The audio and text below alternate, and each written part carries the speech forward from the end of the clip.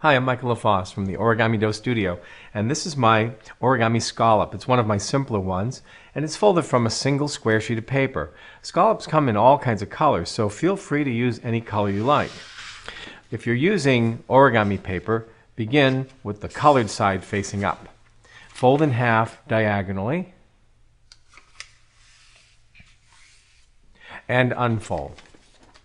We're going to make what's called a kite base, and to do that, grab one edge of the square, it doesn't matter which one, and fold it to align with the crease. Fold the adjacent edge to meet. So here we have our kite. We're going to take the bottom acute angle corner of the kite and fold it to one of these obtuse corners. I'm just going to fold it up to the right side, matching corner to corner, and fold across. The purpose of this fold is to make a landmark intersecting with the vertical crease.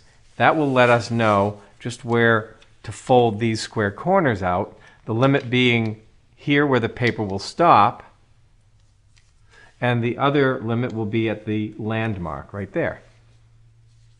Let's fold the other flap out to match. Mount and fold the paper in half lengthwise. The crease is already there for you to do that.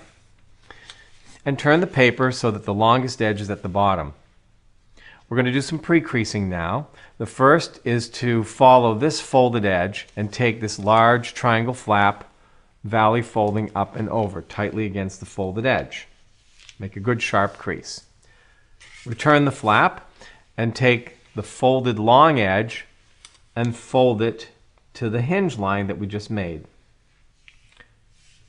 edge to edge, and unfold.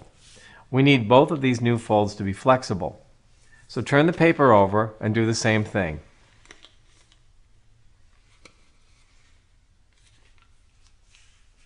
And unfold.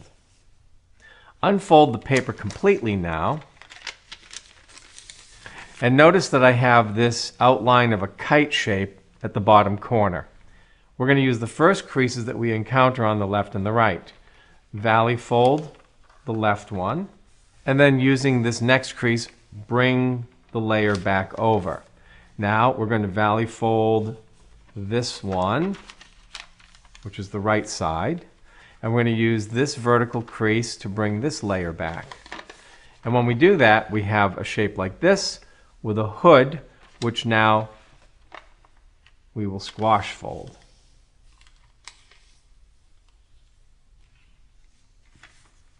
Your paper should look like this. Take the bottom triangle flap and fold it tightly up over the bottom edge and unfold. Tuck that corner inside all of the layers.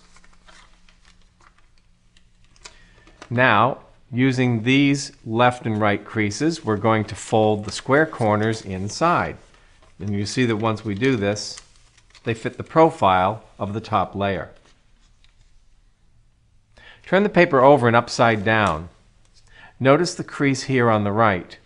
We're going to take the folded edge from that crease end to the corner and align it with that crease. Let's do the same thing on the other side. Make good firm creases there.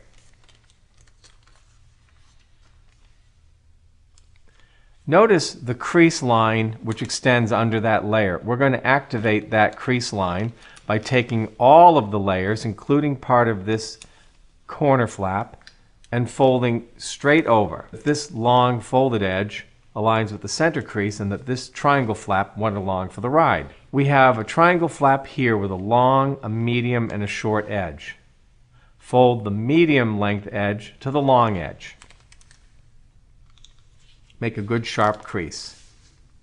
Now we're going to fan fold this triangle flap. First tightly over the folded edge we've just made, and then folding up to match the profile of the outline, and then back and forth. We're making a fan shape that has a pivot point at the bottom here and is expanding toward the other end. And you can make as many or as few pleats as you wish. Make them tight and sharp. Let's do the same thing on the other half. Remember, we're using this crease line here as a guide for our first layer. Here's our triangle flap. The medium length edge goes to the outside. And now we fan fold our smaller triangle flap.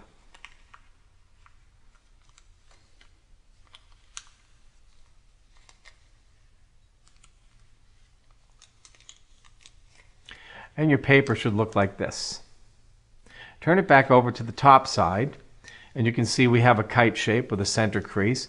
Take all the layers from one side of the kite and fold them to align with the center crease.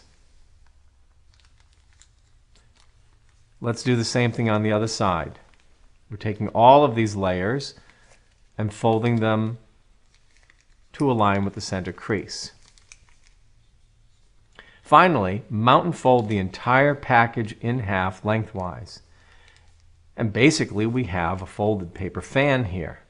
But what's different about this is the geometry of the shapes combining together in small and large segments representing the parts of a scallop shell.